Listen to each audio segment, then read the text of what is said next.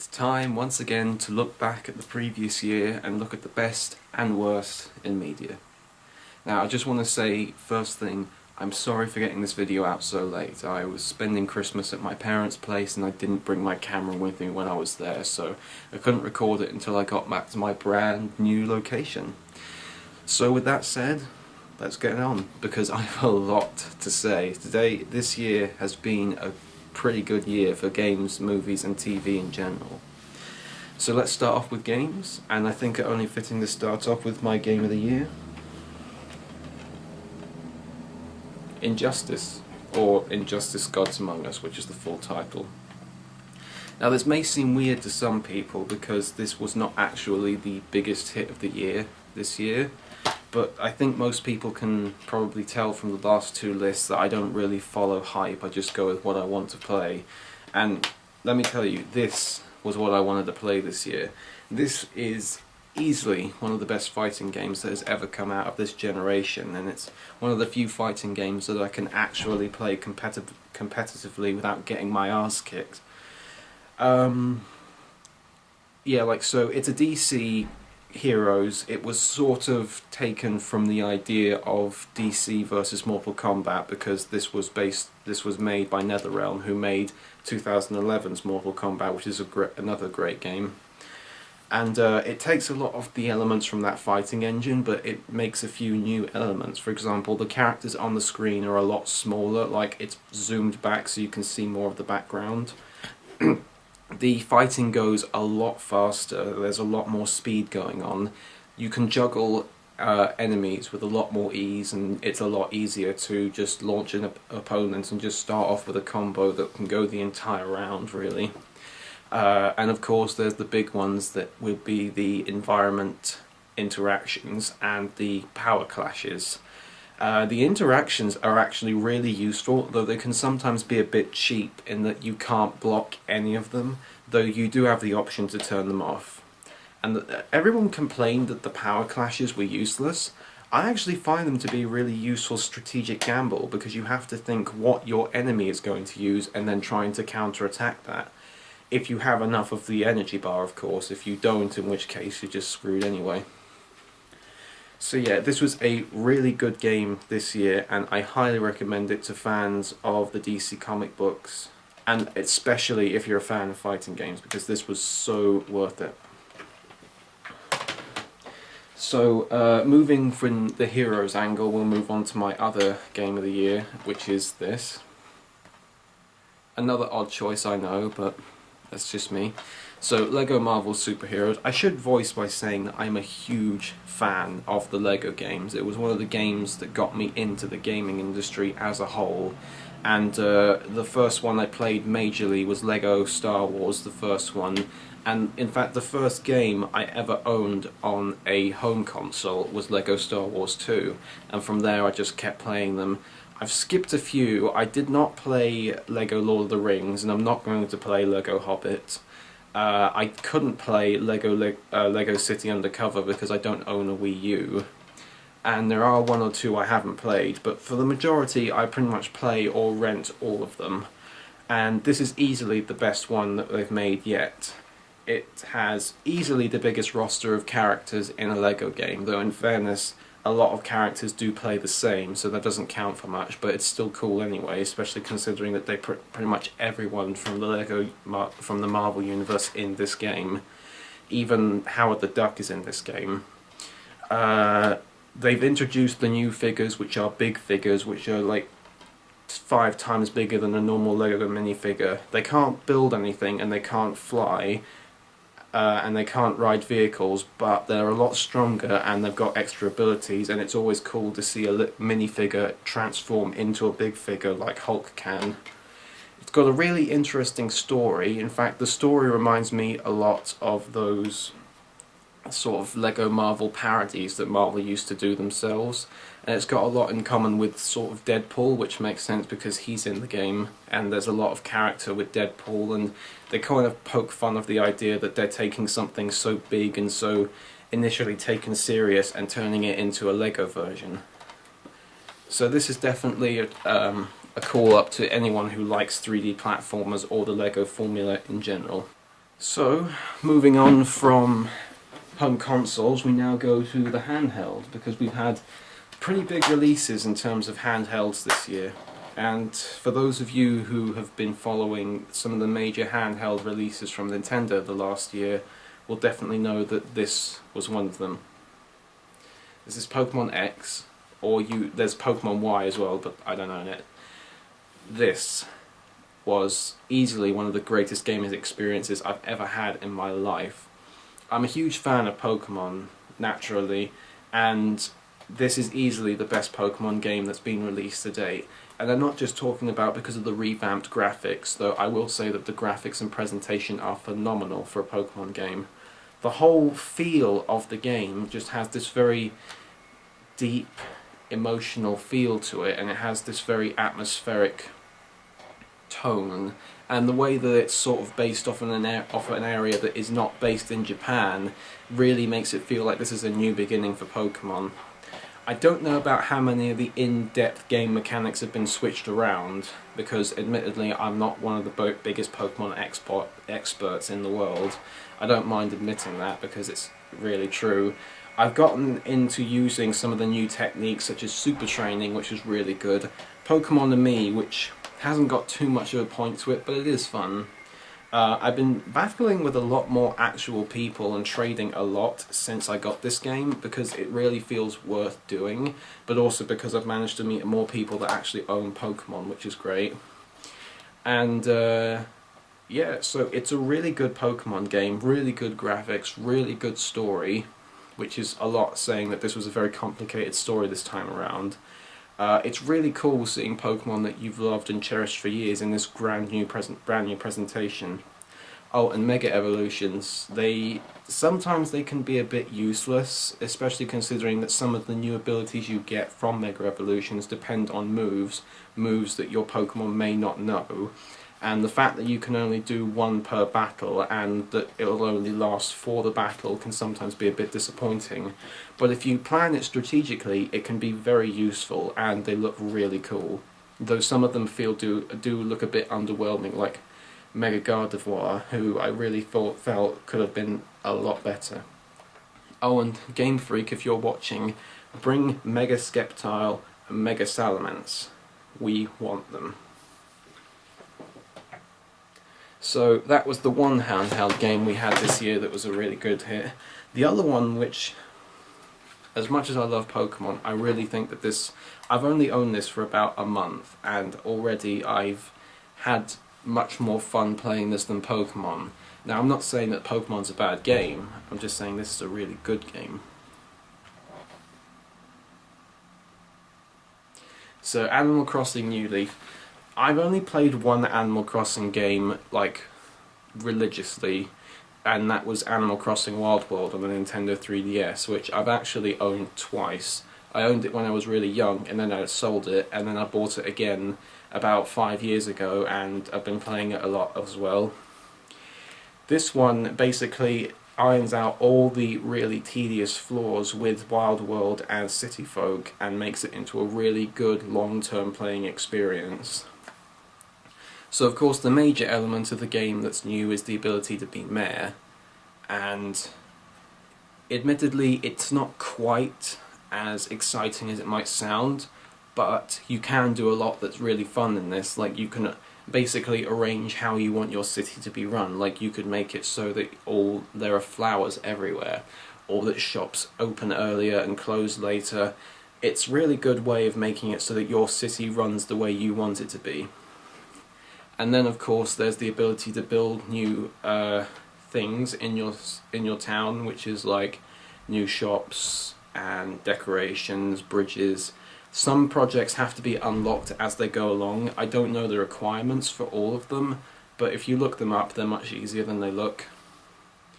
And yeah, it's just a really fun game. Now, this is a game where you have to be dedicated to play it. If you have a really busy schedule in your time, or if you just don't want to be playing for a really long time, you just want to go from one game to the next, I wouldn't suggest picking this up. But if you're a really dedicated gamer and you want to be feeling like you're in a very relaxed and busy experience, this is the game to get. So in terms of games that I don't have to show for you, but I have played, I can't deny DuckTales Remastered, easily the best downloadable game this year. I know that might sound weird, especially considering that it didn't do that well in sales, and even review-wise it hasn't been very good, but I will say, in my opinion, easily one of the greatest games I've ever played. It is so much fun, and the fact that they've added so much from the original NES Classic and made it just even better than it was before. I will say that if you were a fan of 2D platformers and have any respect for retro classics, please buy this game. It is fantastic. So, we've done games. I'll apologise that I haven't played some of the major releases such as Call of Duty Ghosts or Assassin's Creed 4 or Grand Theft Auto 5. I've been very busy this year. As you can tell, my new location comes from the fact that I am now at university, especially considering that a lot of these games are made really good through Xbox Live, and I can no longer get that because of where I am. It's not to say I won't play them later on, I just didn't have time to play them this year, so I apologise for that. But now, moving on, we have film. I want to get out of the way the one that I have the most conflict with, because one, even though it was a good movie, it left me feeling a little unsatisfied and a little confused in a way. And two, because I actually did a review of it, but it was not uploaded to YouTube because there were complications in the uploading process. That was Edgar Wright's World's End, which I will say that I'm a big fan of Edgar Wright as a director and a writer. I love Shaun of the Dead, I love Hot Fuzz, I really like Spaced. I've watched Scott Pilgrim since I watched World's End, and even though it's a good movie, it's not my kind of thing, but you can definitely tell that Edgar Wright had his style all over it. World's End has been sometimes called either the best or the worst of the Cornetto trilogy. I can certainly understand why they would think that, because it is a great movie, don't get me wrong. It has definitely the sense of finality to it that the trilogy should have. It definitely feels like it's evolved over the last 10 years since Shaun of the Dead was released. The introduction of some more main characters besides Nick Frost and Simon Pegg is really good. But speaking of that, those two are phenomenal as always. The plot is insanely ridiculous but hilarious at the same time. So that's all the goods. The bads are rather omitting compared to the previous two films in this trilogy. One is that it's really, really dark, and that's coming from a movie like Shaun of the Dead, where a guy got disemboweled and his limbs ripped off during the ending climax, and Hot Fuzz, where basically a bunch of pensioners got shot in the head for about half an hour for the climax. This is so dark because it doesn't quite go all out. It leaves it a bit mysterious. But the reason why it's so dark is that it's not afraid to basically just do whatever it wants to its main characters. And the whole idea of its finality, and speaking of which, the ending, which I won't spoil, but I will say that when you go and see this movie, be prepared to get something that you were not expecting. So that's all the negatives I have with the movie, but to be honest, the positives really outweigh the negatives. So I will say that if you're a fan of Edgar Wright's work and a fan of any of the previous films, and if you just really like that sort of deadpan British comedy feel, definitely see this movie. Just be prepared for what you're getting into.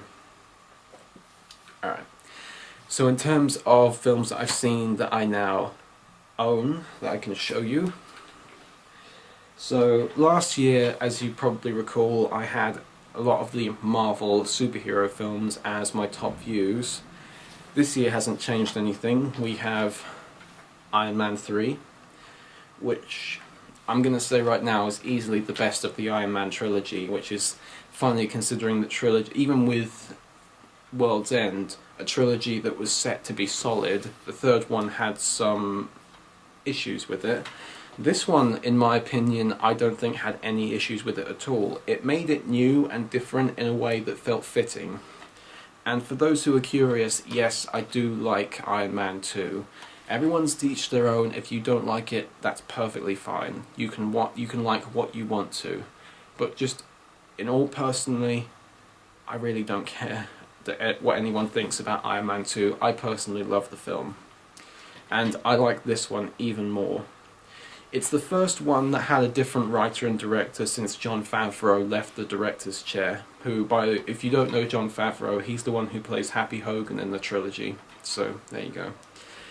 It was really interesting to see Iron Man take a much darker and more vulnerable angle with Tony Stark and his character development, in the fact that he's aware that he's essentially a jerk and he has no responsibility, and how he's obsessed with his job.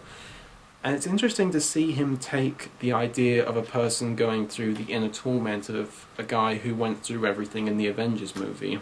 Because of course, when you think about it, he's the most emotionally vulnerable of the Avengers, because Thor's a god, and he's seen everything that can be seen, so he's not going to care. Captain America went through World War II facing Hydra, so he's got nothing to worry about. Black Widow and Hawkeye, they're special agents, so they are trained to have nerves of steel. And Hulk, he probably doesn't even care because he just wanted to smash things. So Tony Stark was easily the most emotional vulnerable, and it's good to see that the writers realised that, because his whole idea of him having panic attacks and having a sense of inadequacy about him and his suits was really cool. Not spoiling anything, the true villain was brilliant. I won't say who it is or who he's played by, because there's a big plot twist near the middle of the film that I won't reveal to those who haven't seen it. But I will say that the true villain was a really cool villain, even if it is a bit surprising who it turns out to be in the end. And of course, Robert Downey Jr., Gwyneth Paltrow, Don Cheadle, and who else was in the movie again? Whoever else was in the movie that I can't remember, and I apologise for, they were all fantastic. Jon Favreau, kind of funnily, spends most of the movie of his character in a coma, which is funny to think that the director and writer of this movie, who's now become the next one after Jon Favreau, decides that he wants his predecessor to be in a coma for the most of the movie. But yeah, that was a really good movie, and I really recommend it. So in terms of the other Marvel superhero film this year, of course we had Thor: The Dark World, which, personally speaking, Thor was a movie when I first watched it, I just thought it was okay, but the more I've watched it, the more I enjoy it, and it's definitely the kind of movie that gets better with age. Thor: The Dark World is a movie that's very similar. However, when I watched it for the first time, this time I really liked it. It really took the idea of what Thor was originally and took it to where you would logically think it would go, such as with Jane Foster going to Asgard, an important character dying, again won't say who, a threat that is a legitimate threat this time and is not Loki. Speaking of which, Loki is now an ally to Thor, which I don't think that's spoiling anything because it's in all the trailers. And the idea of again taking a character who went through a lot in the first movie, or in the Avengers rather, and having them have to go through the whole emotional baggage of going through that, which is of course Eric Selvig. As a Doctor Who fan, I thought Christopher Eccleston played the part really well. He has this ability to be really, really intense and very stone cold, and he really paid off with his performance in this movie. And the villains of the Dark Elves, they're very disturbing, kind of creepy, very powerful, and very imposing, which is exactly what you want in a villain in this kind of film. Natalie Portman, as ever, is brilliant. Chris Hemsworth, of course, is great. Tom Hiddleston as Loki is, of course, brilliant as always. Anthony Hopkins was always someone I thought would have been the last choice to play Odin, but he's actually really good. If I had it my way, I'd probably have Brian Blessed play the part, just because Brian Blessed, come on, who would be better? But Anthony Hopkins plays the part really well, and it's surprising how he can play such a big, imposing figure where most of his career has been built on playing very fragile and frail, creepy characters. But yeah, Thor the Dark World was absolutely brilliant. I truly recommend it. Now, in terms of other films that I've seen this year, the rest of I have to talk about are all animated. And before I get to the big two that I want to talk about, I just want to bring up the other one that I've seen, which was Kindly with a Chance of Meatballs 2. Now, I didn't see the first one when it was initially released, because I thought that just the title alone was absolutely ridiculous, which I probably would have because I was a bit of a film snob back then. But I actually did watch it about a week before I saw the sequel, and it surprised me how both movies were clever, kind of heartwarming, and extremely funny. They're no masterpieces of drama or plot development, I will say that, but if you're willing to accept what you're about to go in for, you're really going to enjoy both these movies. The animation is really bright, vibrant and colourful, and the kind of scale of the animation from the first one has been upped for the sequel. It feels much more theatrical in theme and tone. And of course the premise of having living food, it opens it up for a lot of comedic possibilities, and they pretty much take advantage of all of them that they're allowed to show in a kid-friendly movie, of course. Naturally there are a lot of puns, but these ones are actually kind of clever. And I remember a friend of mine, when I went to see the film, he absolutely cracked up. It wasn't even said, it was just a visual during the end credits, but it was a seahorse that was made out of horseradish. So it's a seahorse radish, and he absolutely cracked up at that. And it's only a visual pun, but it was still hilarious to him. So this goes to show how well they can take puns, because some of the other animated movies this year, such as Freebirds, and just lots of other movies that want to appeal to kids that are very clever, is how they can just exploit really, really bad puns. But in terms of the big two, what I should go over here is just what sort of Disney as an animation company has been going through the last 5 years. So the last movie they made that was animated, that was supposed to go back to their traditional style of having princesses and fairy tales and this grand epic story, was Princess and the Frog back in 2009. While it was a big hit and a great movie, it wasn't exactly what Disney was hoping for, and it didn't really reignite the fire for most Disney fans, or even people who weren't into Disney in the first place. Then the following year they did Tangled, which was done in 3D animation and had sort of the similar idea to use fairy tales and princesses and the grand epic story, which was a much bigger hit, but again it didn't really reignite the fire. And on repeated viewings, many fans had said that the characters have gotten really boring and the songs aren't very good. However, this year in England anyway, this film got released last year in America, but of course I couldn't see it. So this year we had something completely different. So this is Wreck-it Ralph, as you can see, and naturally I would go see this considering the premise. And I find it really interesting that, considering what went on for Disney the previous few years, that they would choose to do this. It just seems really odd. But it really worked, and this one was a huge hit. But of course it wasn't exactly what Disney is known for. They wanted to do something a bit more traditional. So, about a month ago, they did Frozen, which, in my opinion, one of the best Disney movies made, period. And I'm not counting Pixar in that one, because Pixar is a league all on its own. Frozen is probably as close to perfect as you're going to get for Disney. And I know that there are some elements that probably will be nitpicked, like how it's based off the Snow Queen and yet it has nothing to do with the Hans Christian Andersen story. But then again, neither does The Little Mermaid. On how some of the character designs look a bit too similar to Tangled or Wreck-it Ralph, but again, animating a movie is hard, so I can't really blame them for that. How sometimes the story can be a little bit predictable, but there are some plot twists that I think most people won't see coming. And just on how some of the characters can get a little annoying, but even then they're not as annoying as some other comic reliefs that Disney has done.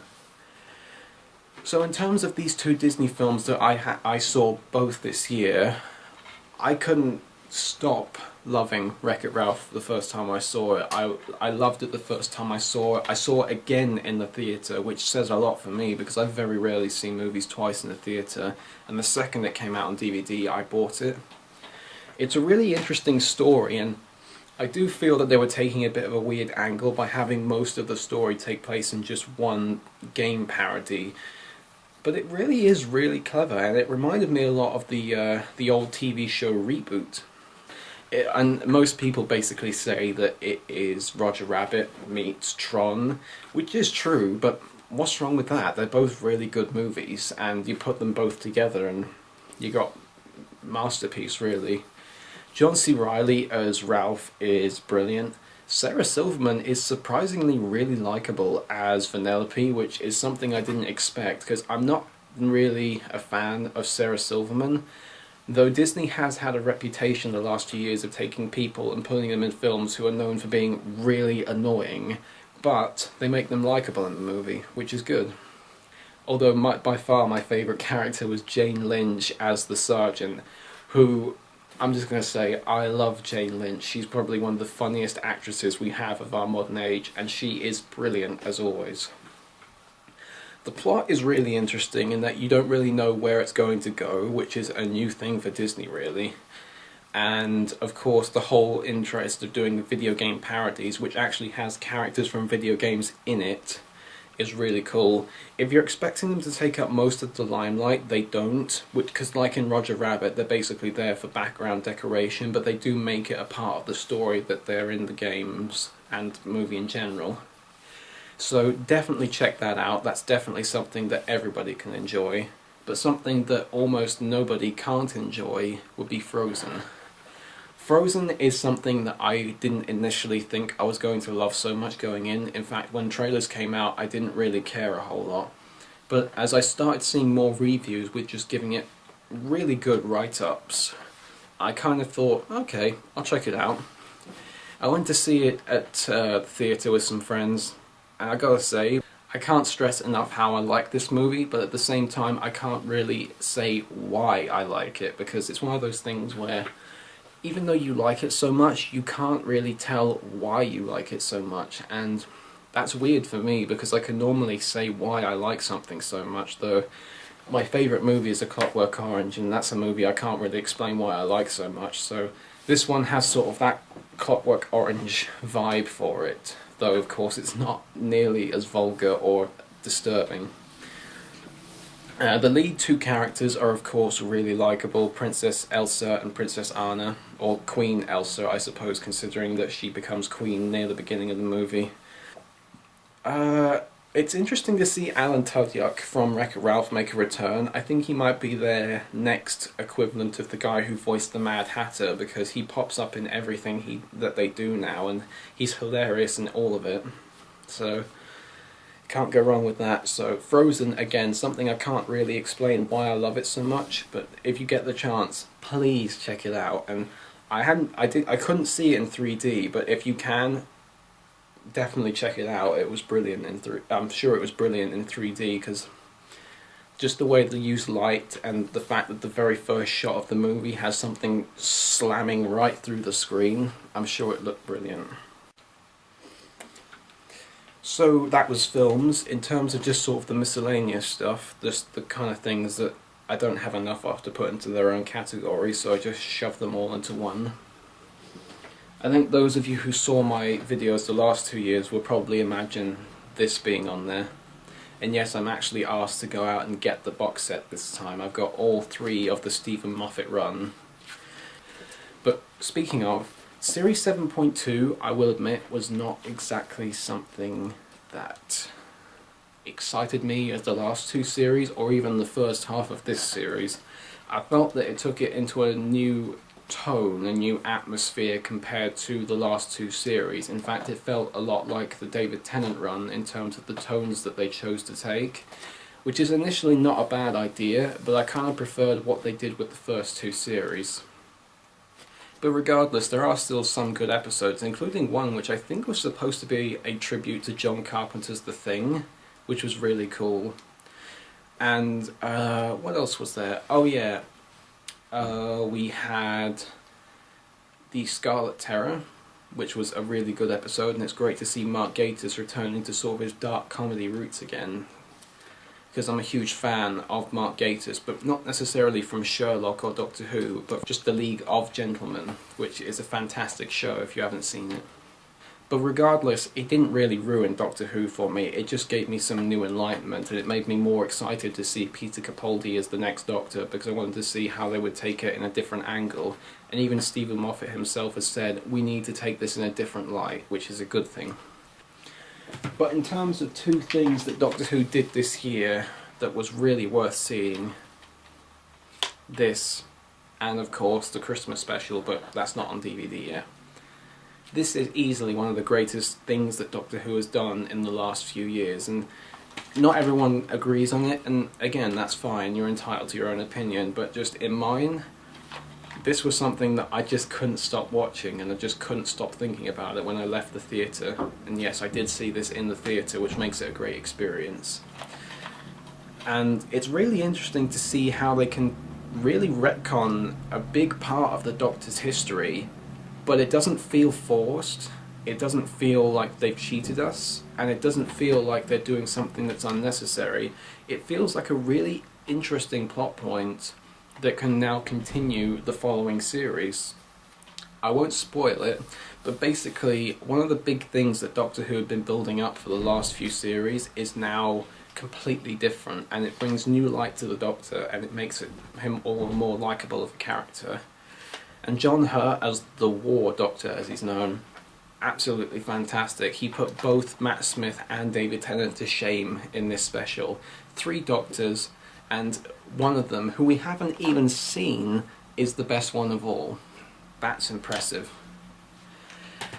And Time of the Doctor was a great end to Matt Smith's run, and again I won't spoil much, and I can't really say a whole lot because it's only just been out for less than a month now. But definitely check it out if you get the chance. This is going to seem weird what my next recommendation is going to be, because this is something I haven't really covered in any of my previous videos. But one of my favourite things that I saw this year was a video from 2 people that I'm really a fan of in terms of videos that they make on the internet. And that was a video that's simply known as Jared and Chad Beat Beetlejuice.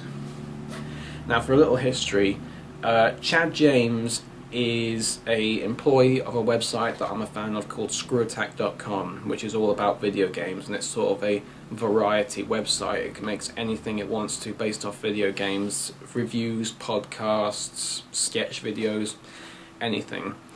Last year, well 2012, they did a series called Screwing Around, which on that, one of the segments was Terrible Thursday, where him and a previous Screw Attack employee, Jared, who is also very well known on YouTube as Pro Jared, did basically play terrible games for about an hour and a half or an hour for a Thursday afternoon, and they just went into it, and it was hilarious.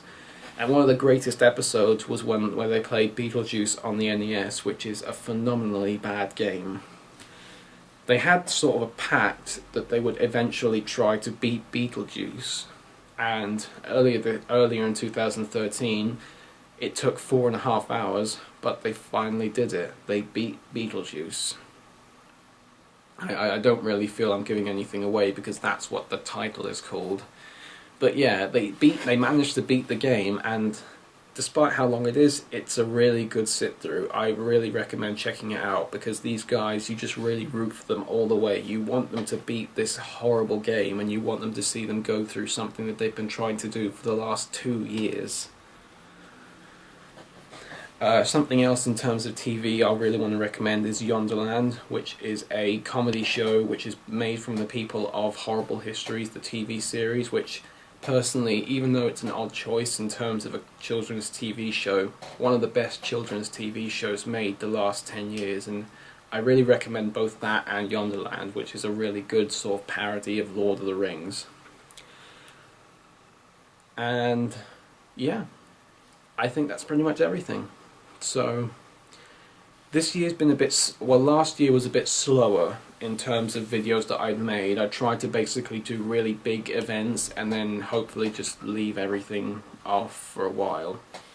I do apologise for that, but I will say that hopefully I will be able to make something a little bit more worthwhile this year.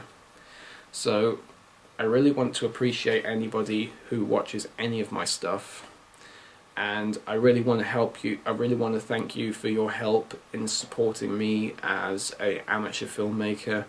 I don't know where my future is going as a filmmaker or a director, but I hope it's somewhere a little bit more productive than just YouTube, especially considering that I'm not exactly that successful on this website.